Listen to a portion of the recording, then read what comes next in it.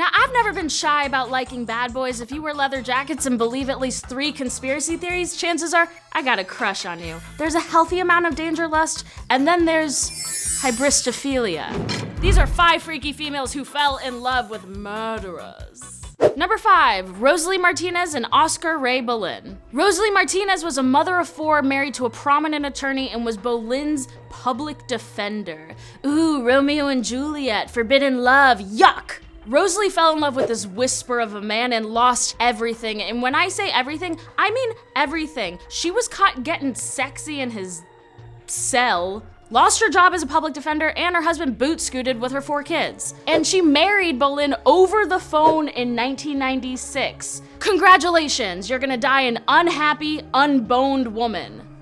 Number 4, Carol Ann Boon and Ted Bundy. Ted Bundy was conventionally attractive, so he had a row of groupies behind him at all of his hearings. His classic good looks and aloof personality made people confused about his murderousness. Some thought he was innocent, some thought he was misunderstood, and some thought that they could fix him. Hey, guess what, guys? If I couldn't fix my ex-boyfriend who refused to take off his fucking ski goggles when we went out in public, I promise you, they're gonna kill. Killer's gonna kill. Bundy's victims fit a certain prototype. They were young and beautiful, had long brown hair, and unsurprisingly, his fans fit that same aesthetic. They were convinced that he was a scorned romantic chasing after the idea of a woman, and none of the women he found could ever fulfill his needs. Ooh, his dead eyes and bloodlust must have been so charming. During his trial, Bundy would marry Carol Ann Boon, who testified as a character witness for him. By the way, he confessed to murdering 35 women. But his eyes are so blue and dreamy. Shut up. Get your shit together, ladies. Come on. What would your dad say? Number 3, The Women in Black and Richard Ramirez. Richard Ramirez, or the Night Stalker, was convicted of 13 murders, and he's kind of like the Justin Bieber of serial killers in that no matter how much inexcusable shit he does, come on, Bieber, a face tattoo? People seem to flock to him. The ladies, they love him. Can't care. I mean, I'm not equating a face tattoo to murder. I know that murder is worse, but is it? I will say that Richard Ramirez was kind of a babe. He had this like grungy, Hot Topic, mad at his mom thing going on, and I get why people were into it, but you gotta remember, he killed a bunch of people. The self-titled Women in Black would go to his court hearings, write him letters in jail, and even visit him. They would compete for his affection in very like weird competitive, like, no, I saw him twice this week. Well, I sent him 3 pairs of panties last week. They would label him as a misunderstood loner. Honey, I play the accordion and watch 20 hours of professional wrestling a week. I am a misunderstood loner. Richard Ramirez is a deranged psychopath. Don't get it twisted. Okay, so this is my favorite story out of all of the stories. One woman sent Richard Ramirez a naked photo of herself and then tried to file a police report with the prison because Richard Ramirez was showing the photo to other inmates. I'm sorry, this is your deal breaker? This is it? This is the thing that really gets you about Rich? Come on. Number 2, Star and Charles Manson.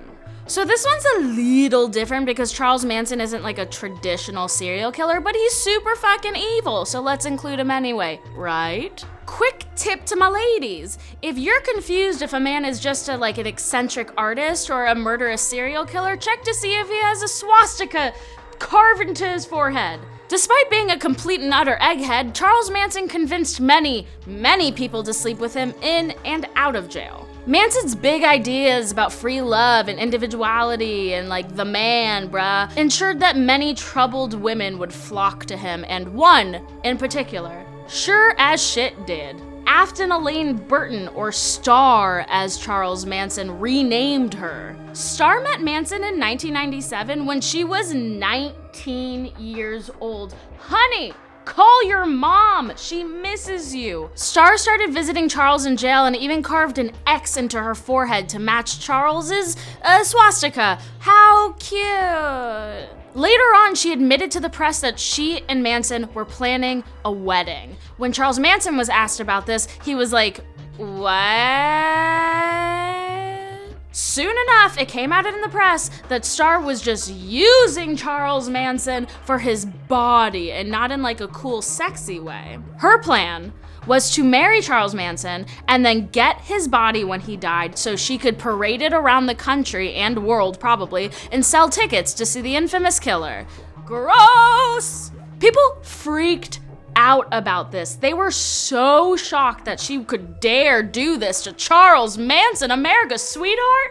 Anyway, Star's still around. She's no longer with Charles, that poor scorned soul.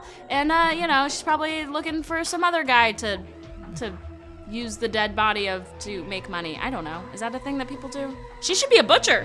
Number 1, Veronica Compton and the Hillside Strangler. This is number 1 because Veronica Compton is by far the most depraved woman on this list. Kenneth Bianchi was half of the Hillside Strangler duo who killed 12 women by, you guessed it, strangulation. And the details of these murders are so horrifying, we're just gonna skip right past them and get straight to Veronica Compton. Veronica Compton was a young writer working on a screenplay about a female serial killer when she became just fascinated by the Strangler case. Unlike the other women on this list, Veronica knew full well that Bianchi was guilty, and that was like so hot to her. They started a correspondence when she sent him her screenplay and asked for notes on how to make the murders more realistic. Keep in mind, Kenneth Bianchi is a total maniac, so I'm assuming his notes were a lot like, "More blood, see me after class!" While I totally support couples having a hobby together, maybe try something like pottery, or trivia, or not murder. Together, they came up with a plot to confuse police and make them believe that the Strangler was still at large. So she smuggled his semen out of prison in a plastic glove and then murdered somebody and then planted the semen at the crime scene. She completely botched the job and left DNA everywhere. So she ended up going to prison, but here's the kicker. When she was incarcerated, dumped his ass, and then fell in love with another serial killer. Haha, love's a bitch, Bianchi. Suck it. Dr. Kathleen Ramsland suggests that some women confuse the violence that these killers commit onto others with a deep evolutionary imperative to be with a strong mate, to be protected, which I totally get. I have an unconditional love for professional wrestlers for the same reason, but have you ever tried WWE instead of Court TV? I can only name 3 wrestlers that are also killers, so your chances of ending up with somebody not on death row are pretty solid. I totally get it, because orange is for sure my color and anybody would be lucky to be with me right now.